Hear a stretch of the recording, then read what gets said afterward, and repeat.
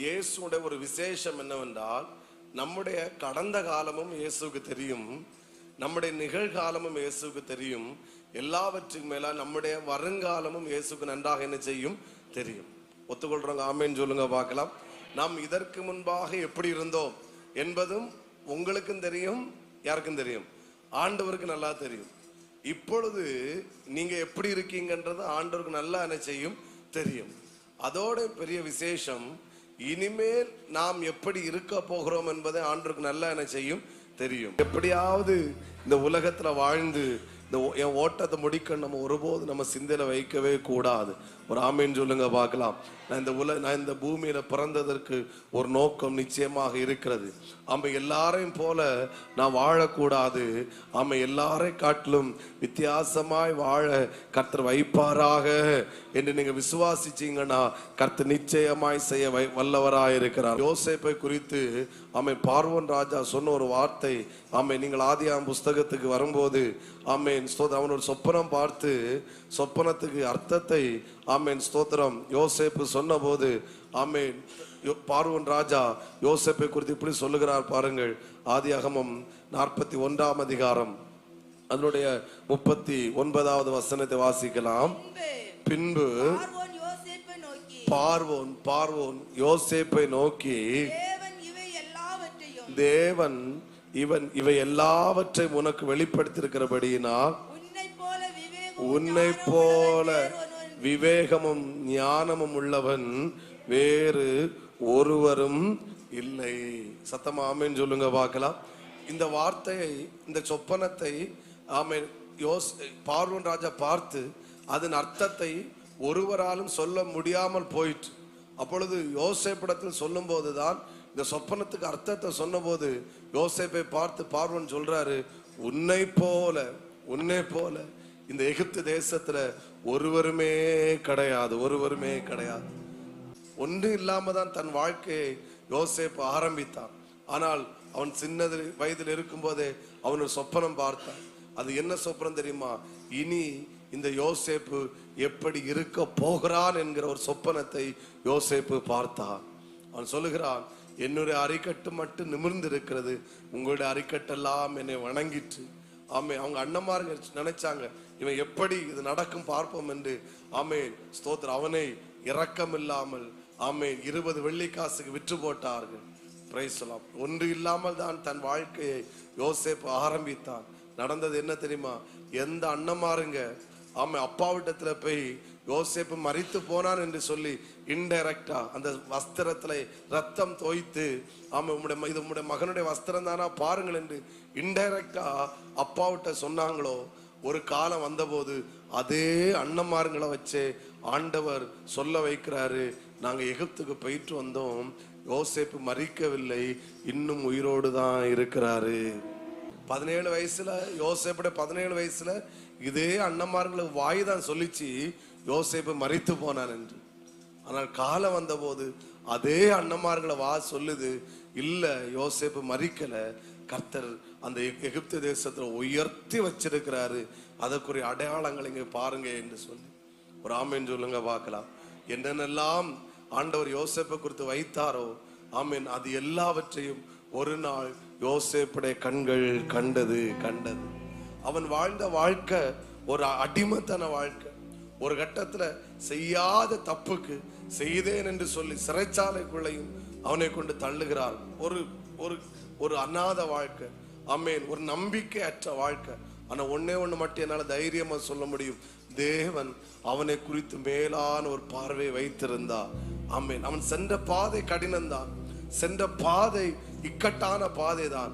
ஆனால் காலம் வந்த போது எந்த அண்ணன்மாருங்க சோத்திர இவனை வணங்க மாட்டோம் என்று சொன்னார்களோ, எந்த சொப்பனத்தை யோசேப்பு கண்டானோ அதே சொப்பனம் நிஜமாகவே யோசேப்பின் வாழ்க்கை நடப்பதை யோசேப்பு தன் கண்ணால கர்த்தர் காண வச்சார். அந்த சம்பவத்தை பார்த்தா தெரியும், யோசேப்பின் சகோதரர்கள் எல்லாரும் வந்து யோசேப்பை வணங்கினார்கள். யோசேப்பு நினைச்சான், அன்னைக்கு ஒரு நாள் நான் அந்த சொப்பனத்தை பார்த்ததுனால, அண்ணா என்னை விட்டுருங்க, அண்ணா என்னை விட்டுருங்க, அப்பா என்னை தேடுவாரு, ஸ்தோத்திரம், ஒண்ணு நடக்காட்ட விட்டுருங்க, என்னை விட்டு போட்டுறாதுங்க, என் அப்பாட்ட போனான்னு இவன் சத்தம் போட்டு அழுதுருப்பான். இரக்கம் இல்லாமல், மனசாட்சி இல்லாமல், போ ஒரு சொப்பனை எப்படி நிறைவேறது பாப்போன்னு ஆமேன் அன்றைக்கு அண்ணமாருங்க அனுப்பி விட்டாங்க. காலம் வந்தபோது கர்த்தர் யோசேப்பை குறித்து என்றெல்லாம் பார்த்தாரோ அது எல்லாவற்றையும் யோசேப்புடைய கண்களால் கர்த்தர் பார்க்க வச்சாரு. ஆமேன் ஸ்தோத்திரம். பார்வோன் சொல்லுகிறார், பார் உன்னை நான் எகிப்து தேசத்துக்கே அதிகாரியாக்குனேன். அப்பா யோசேப்பை பார்க்க வரும்போது யோசேப்பை பார்த்து பரிதாபப்படுகிற அளவுல ஆண்டவர் யோசேப்பை வைக்கல. யாக்கோபு யோசேப்பை சந்திக்கும் போது யோசேப்பை பார்த்து பிரமிக்கத்தக்க அளவுல, ஆச்சரியப்படத்தக்க அளவுல என் மகனா இந்த அளவுக்கு உயர்ந்த ஸ்தானத்துல இருக்கிறார் என்று சொல்லத்தக்க அளவுல கர்த்தர் யோசேப்பை வைத்தது உண்மை என்றால், என் சத்தத்தை கேட்கிற தேவ பிள்ளை, உங்களையும் கர்த்தர் மேலான ஒரு பார்வை வைத்திருக்கிறாரு. இந்த இயேசுவை மட்டும் நீங்க விட்டு விடாதிருங்க. இந்த இயேசுவுக்காக வாழுங்க. இந்த இயேசுவை நீங்கள் உறுதியாய் பிடியுங்கள். உங்களுடைய சரித்திரமும் மாறும் என்பதில் எந்த விதமான சந்தேகமும் இல்லவே இல்லை. வீண் பழி சுமத்தப்படுகிறதா? கவலைப்படாதிருங்க. எல்லாரும் இருந்தும் ஒன்றும் இல்லாதது போல வாழ்கிறீர்களா? கவலைப்படாதிருங்கள். மனுஷனுடைய உதவி இல்லாமல் இருக்கிறதா? கவலைப்படாதிருங்கள். உங்களை பார்த்து நான் தீர்க்க தரிசனமாய் சொல்லுகிறேன், கர்த்தர் உங்களை குறித்து ஒரு மேலான பார்வை பார்த்தபடினால்தான் இந்த ஆலயத்துக்குள்ள இந்த உபவாச நாட்களில் கர்த்தர் உங்களை இந்த இடத்துல உட்கார வச்சிருக்கிறாரு. நான் இயேசுவின் நாமத்தில் சொல்லுகிறேன், அவர் உங்களை குறித்து என்னென்னலாம் பார்த்தாரோ அது அத்தனையும் உங்க கண்களால் கர்த்தர் பார்க்க வைப்பாராக. இப்போ உள்ள சூழ்நிலை பார்க்காதுங்க. பாஸ்டர் இப்ப என் கை எம்டி ஹேண்டு, நோ ப்ராப்ளம். இப்ப எனக்கு உதவி செய்ய யாரும் இல்லை, நோ ப்ராப்ளம். எனக்கு நிந்தைகள் தான் இருக்கிறது, வீண் பழிகள் தான் இருக்கு, ஒன்னும் கவலைப்படாதுங்க. ஒரு ஆமீன் சொல்லுங்க. நான் இப்ப சொல்றேன், இதெல்லாம் கர்த்தர் உங்களை உருவாக்குகிற பாதைகள். ஆனால் உருவாக்கின ஒரு காலம் முடியும் போது கர்த்தர் நிச்சயமாய் யோசேப்பு உயர்த்தின தேவன், பேதுருவை அவன் மேன்மை அவன் கண்களால் பார்க்க வைத்த தேவன், உங்களையும் உங்கள் சொந்த கண்களாலே கர்த்தர் பார்க்க வைப்பாராக. உங்களை உருவாக்காவிட்டா அந்த ஆசீர்வாதம் உங்க வாழ்க்கையில இருக்கவே இருக்காது. சத்தமா ஒரு ஆமென் சொல்லுங்க பார்க்கலாம். என்னை இன்ஸ்பயர் பண்ண 2 காரியங்கள் என்னன்னா, ஸ்தோத்திரம், எப்படி யோசேப்பு எகிப்துக்கு வந்தான் என்று அவங்க அப்பாவுக்கு தெரியவே தெரியாது. இப்போ இவன் உருவாக்கப்படாம இந்த யோசேப்பு என்ன தெரியுமா செஞ்சிருப்பான்? அவங்க அப்பா வந்தபோது எல்லாம் பேசி சுக செய்தி எல்லாம் விசாரிச்சு செட்டில் ஆன போது, அப்பா நான் எப்படி இந்த எகிப்துக்கு வந்தேன்னு உங்களுக்கு தெரியுமா? அப்பா இல்ல மக்களே, உனக்கு அண்ணமாருங்க கொஞ்சம் வஸ்திரத்துல ரத்தத்தை தோய்த்து கொண்டு வந்து சொன்னானுங்க இப்படின்னு.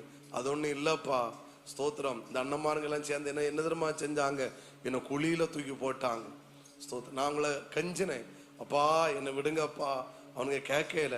ஸ்தோத்திரம். அதன் பிறகு அந்த ஜனங்கள் எகிப்தியர்கள் வந்தபோது அவங்களுக்கு என்ன 20 வெள்ளிக்காசுக்கு விற்று போட்டானுங்க அப்பா அப்படின்னு கண்டிப்பா யோசேப்பு சொல்லியிருக்கலாம். ஆனா மரிப்பது வரைக்கும் யோசேப்பு தான் எப்படி வந்தேன் என்று தன் அப்பாவிடத்துல சொல்லவே இல்லை. அவன் சொன்னதெல்லாம், நீங்கள் தீமை செய்ய நினைத்தீர்கள், கர்த்தரோ அது நன்மையாய் முடிய பண்ணினார். ஹல்லேலூயா. 2வது என்னை இன்ஸ்பயர் பண்ண ஒரு காரியம் என்னன்னா, போத்திபாருக்கு மனைவி ஆமென் வீண் பழிய சுமத்தி சிறைச்சாலைக்கு கொண்டு தள்ளுகிறாங்க.